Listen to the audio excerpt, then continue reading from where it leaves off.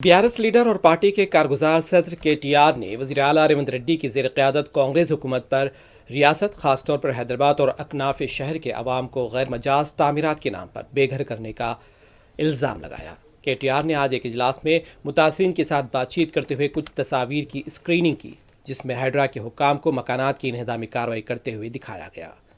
KTR ने इन्हदामी कार्रवाई की स्क्रीनिंग करते हुए कहा कि यह हाइड्रा के मजालिम है।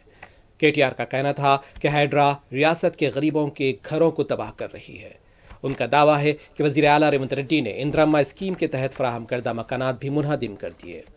उनका कहना था कि ख़ानदानी मनसूबाबंदी करने वालों को इंदिरा स्कीम के तहत ये मकानात फराहम किए गए थे, लेकिन हाइड्रा ने इन मकानात को भी गैर मजाज करार देते हुए मुनहदिम कर दिया और सैकड़ों ख़ानदानों को बेघर कर दिया। केटीआर ने दावा किया है कि अगले 500 दिनों में दोबारा केसीआर हुकूमत बनेगी और हाइड्रा मुतासरीन के साथ इंसाफ किया जाएगा। केटीआर का कहना था कि त्योहारों के दिनों में भी लोगों के घरों को मिसमार किया गया। इस मौके पर हाइड्रा मुतासरीन ने केटीआर को अपनी बेबसी और मुश्किलात से वाकिफ करवाया है।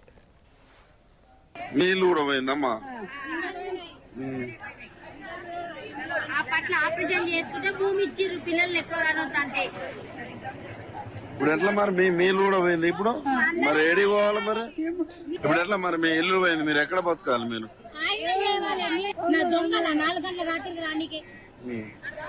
అంటే మీరు కబ్జా చేసిరు అంటున్నారు అంటే ఇందిరమ్మ ఇచ్చిందని అంటే ఇప్పుడు మీరు ఇందిరాగాంధీ ఇచ్చింది అంటున్నారు మళ్ళీ అదే కాంగ్రెస్ పార్టీ అమ్మ ఇప్పుడు ఇక్కడ విచిత్రమైన విషయం ఇది కొండాపూర్ షేర్లింగంపల్లి మండలం కొండాపూర్లో ఈ సైటు. ఇక్కడ 1980లో ఇందిరాగాంధీ గారు ఇంకా అప్పటికి బతుకున్నారు, 84 దాకా.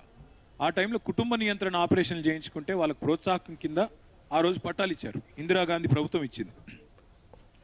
తన పేరు ఇందిరమ్మ కాలనీ అనుకుంటా కొండాపూర్లో.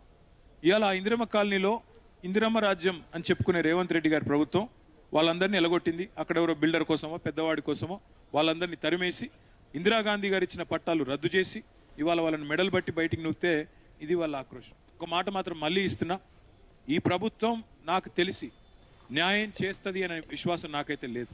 ఎందుకంటే కూలగొట్టిందే వాళ్ళు, అన్యాయం చేసిందే వాళ్ళు. అటు వాళ్ళు న్యాయం చేస్తారని నేను అనుకోడు. మీకు మళ్ళీ చెప్తున్నా, ఎక్కువ రోజులేమీ లేదు, కేవలం 500 రోజుల్లో తిరిగి కేసీఆర్ గారి ప్రభుత్వం ఈ రాష్ట్రంలో వస్తుంది. మీకు న్యాయం చేసే బాధ్యత మాది. మీకు ఒక నిమిషం, మీకేదో నేను సాంత్వన కోసమో మీకేదో ఇప్పటికిప్పుడు మీ మనసు గెలుచుకోవడానికి నేను చెప్తున్న మాట కాదు.